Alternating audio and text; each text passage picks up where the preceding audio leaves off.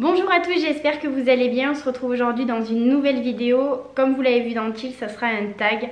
Donc je me suis dit que ça pouvait être sympa que vous me connaissiez un petit peu plus. J'espère en tout cas que cette vidéo va vous plaire. Donc j'ai choisi le tag Je ne suis pas celle que vous croyez, que vous pensez, que j'ai trouvé sur la chaîne de Enjoy Phoenix en fait. Et du coup je me suis dit que ça pouvait être sympa de la faire. Donc j'ai visualisé sa vidéo et j'ai noté toutes les questions. Je vous les mettrai en barre d'informations si vous avez envie de les relire. N'hésitez pas à vous répondre aussi aux questions en commentaire, ça me permettra de mieux vous connaître. Et du coup c'est parti, on va commencer. Donc je tenais déjà à vous dire, comme vous voyez je suis pas du tout dans mon cadre habituel, c'est juste que je suis à Aix chez Charlie. Et du coup je me suis dit que ça pouvait être sympa de vous filmer une vidéo. Comme vous allez voir aussi, c'est pas la même qualité, je filme tout simplement avec mon appareil de vlog. Bon après ça fait quand même une très bonne qualité aussi, je vais pas me plaindre. Mais voilà, si vous voyez une petite différence, c'est normal. Du coup, la première question, c'est comment penses-tu que les gens te perçoivent au premier abord, juste en apparence? Alors, je pense déjà que les gens pensent que je suis très jeune. La plupart des gens me disent que je fais pas du tout mon âge. Bon, ceux qui savent pas, j'ai eu 25 ans en 2016. Et en fait, les gens pensent que soit j'ai 20 ans ou j'ai 18 ans. Et après, je pense qu'ils pensent que je suis une personne relativement abordable, relativement gentille. Je suis pas quelqu'un qui fait peur, je fais pas la gueule quand je suis dans la rue. Je suis peut-être un peu plus fermée, on va dire, qu'avec les gens que je côtoie ou que j'aime ou que j'apprécie. Mais j'espère en tout cas que je donne une bonne image. C'est ce que je perçois en tout cas. Deuxième question, et toi, qui penses-tu être ? Alors, je trouve que cette question est relativement difficile. Je pense être une bonne personne, je l'espère en tout cas. Je pense être vachement respectueuse des personnes qui m'entourent et des personnes que je côtoie ou que je suis amenée à côtoyer. Je pense... Enfin, je veux pas prétendre être la meilleure fille du monde, avec le meilleur caractère, etc. Pas du tout. Mais je pense, avec le temps, devenir une bonne personne. Je dis pas que j'ai pas fait des erreurs, que je regrette pas certaines choses que j'ai dit ou que j'ai pu faire. Mais en tout cas, pour le moment, je suis plutôt satisfaite, on va dire, de la personne que je suis en train de devenir. Voilà, je pense que ça sera ma réponse. Après, cite un trait de caractère que l'on soupçonnerait pas chez toi. Qu'on soupçonnerait pas chez moi. Je dirais intransigeante, mais pas envers les autres, plutôt envers moi-même. Dans le sens où je suis jamais vraiment satisfaite de ce que je peux faire ou de ce que je suis. J'ai... Désolée, ça me gratte au niveau de l'oreille. Je pense que... Ouais, je pense que ça serait ça. C'est vraiment intransigeante envers moi-même. Et c'est un trait de caractère que j'aimerais améliorer et au fur et à mesure du temps effacer, parce que c'est pas forcément une bonne chose. Ça peut l'être, mais ça peut également être dans l'extrême et c'est pas forcément une bonne chose. Du coup, je dirais ça. Après, cite quelque chose que tu adores faire et qui te semble étonnant. Alors moi je dirais écrire, mais vraiment tout écrire dans des carnets et plus particulièrement dans 2 carnets. Donc je vous mettrai des petites images en fait juste ici. Donc j'en ai un petit, c'est un Moleskine, et un plus grand, toujours des Moleskine. C'est des carnets en fait qui ont des pages, parce que je suis un peu bizarre à ce niveau là. J'aime pas du tout les feuilles style Clairefontaine qui sont dures. Moi j'aime les feuilles molles où c'est que quand vous avez écrit en fait le papier est tout gondolé. Enfin j'aime bien ça, j'aime bien la texture du papier. Et du coup en fait j'écris tout dans ces carnets. Donc j'en ai un dans mon sac, le plus petit, où je note des idées de vidéos. Mais des fois j'aurais écrit 40 fois cette idée parce que je l'ai écrit dans la page numéro 12 et que je la réécris dans la page numéro 40. Je note tout, que ce soit mes courses, etc. Je suis pas vraiment fan en fait d'écrire tout ce qui me passe par la tête et ce que j'ai envie dans mon téléphone, parce que pour moi j'aime avoir cette texture de papier. C'est comme lire un livre, j'aime pas du tout lire... Didoun, Désolée, il est en train de boire. J'aime pas en fait écrire sur mon téléphone parce que j'aime avoir ce côté papier. C'est comme je disais, les livres, j'aimerais pas lire sur les livres, vous savez, interactifs. Là, ça me plaît pas. Moi, j'aime avoir la texture du papier. Donc, pour moi, c'est écrire tout dans des carnets.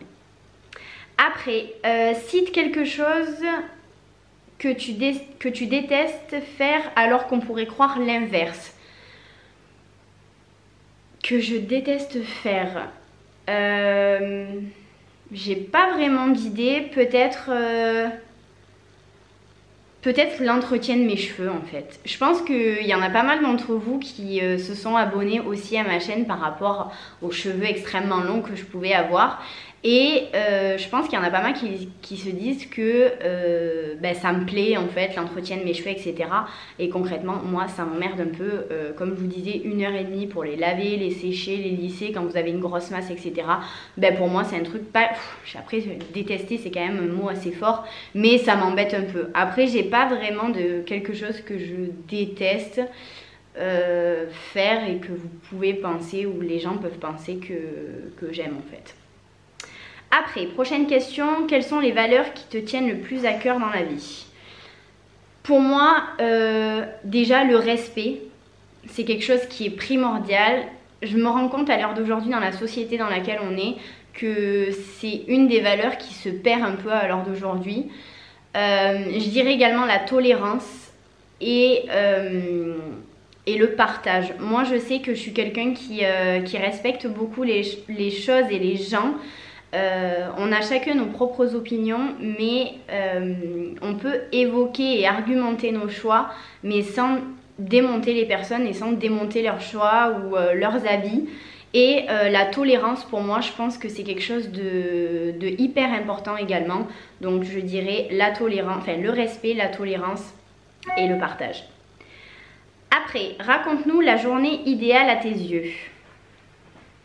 La journée idéale à mes yeux, à l'heure d'aujourd'hui, ça serait un repas avec ma famille parce qu'on est une famille qui est relativement soudée.